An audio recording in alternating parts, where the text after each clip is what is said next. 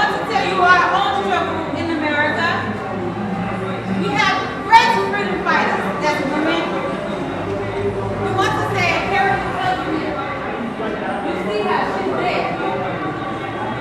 She's dead. She's a woman who freed tens and hundreds of slaves within America. One grade.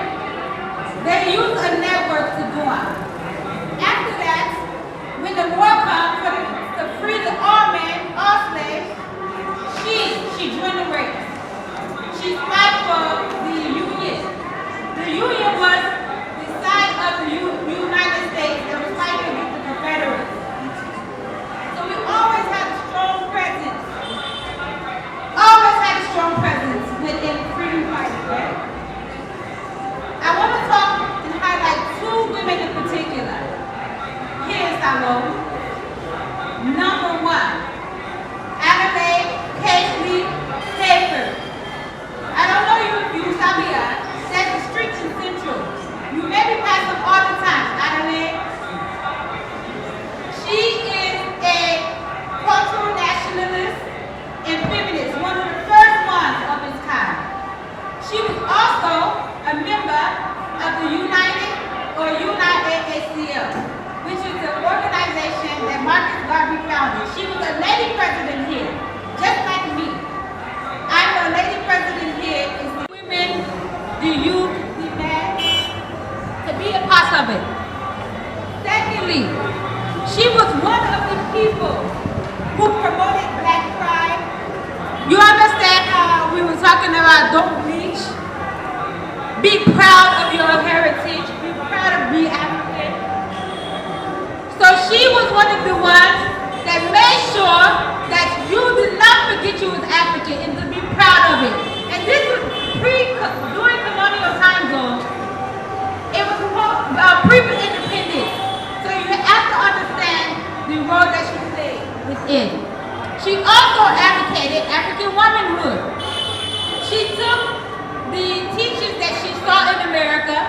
She went to America in 1920, 1923. And she observed beaucoup things that she admired. And she said, you know what? When I come back to Freetown, I give her teach me people there the same way, because they're more progressive than we. This colonialism is holding them down.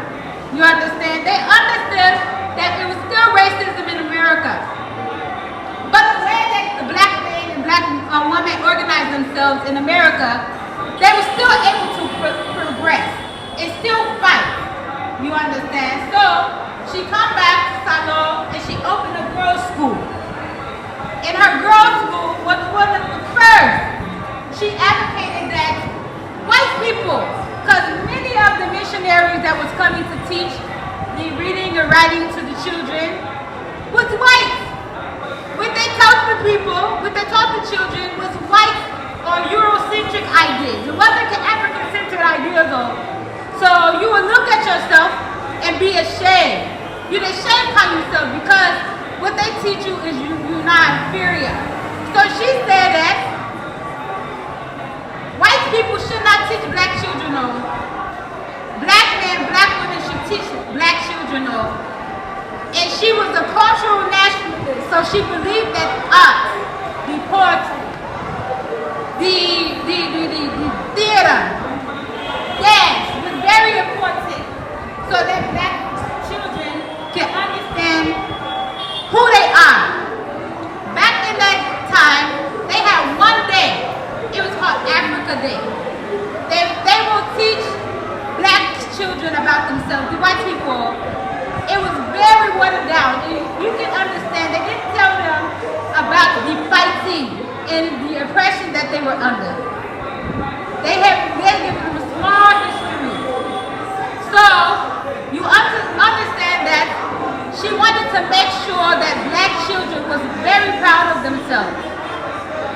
So she advocated black principals, black headmasters, and black teachers to teach black children. And she was real big with the arts and theater. So I see my sister, Queen Eve, we say Queen Eve, doing the poetry. It's very, very important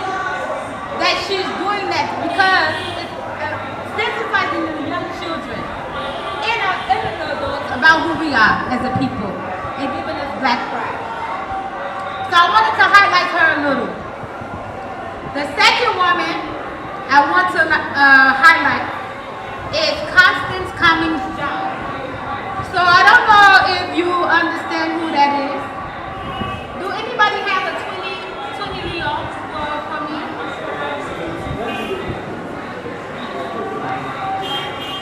This woman here, Constance Cummings-John. She was a political activist. It's the difference between cultural activism and education for girls in Sierra Leone, in Freetown. Not only that, she was a nationalist. She was not a tribalist, though. She was Creole by tribe. But she belonged to the SLPP government during that time. From there, she was very progressive.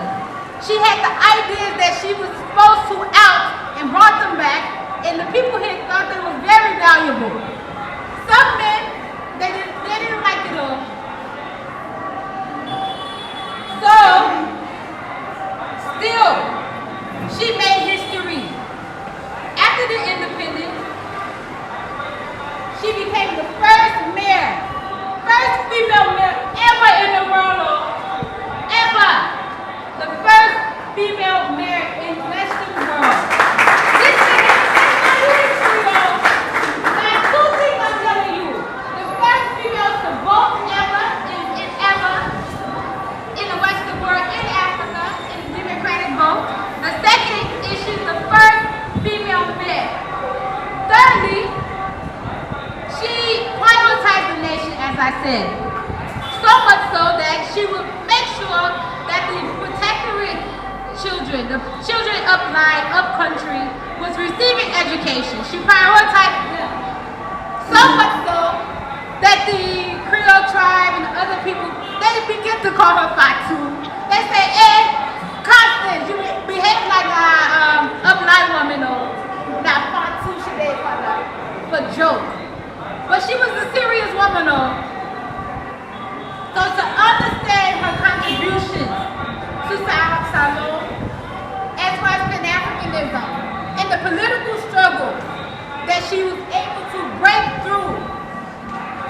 Some of you think, say, you're not nothing, you don't understand the mark you have made on this world.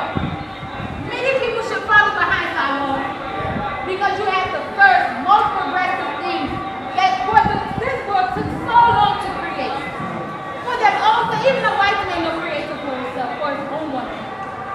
So you get to understand who are you and what do you want to do. So we as women have a very, very, very big role to play in Pan Africanism. As I said, most of the groups, most of the movements had way more women that was able to see the vision and make sure we push up along with our men. So for me to be a leader within a Pan African group, like as the president for Black Star Action Network International, Basani, as the president for the Freetown division of the UNIA-ACL RC 2020, I'm telling you, we should lead by example. There's no way, no nation can rise no higher than its woman. So you can see where the nation is going by looking at the role of the woman, or looking at the place of the woman. So we need to get together and make sure that we're doing the best that we can for ourselves. Because nobody can do it for us all. We have to get mind to do it. A lot of times we say the government, the government, the government. But if you look inside yourself, you look around, if you see you have phenomenal with you people, you family, and not fine.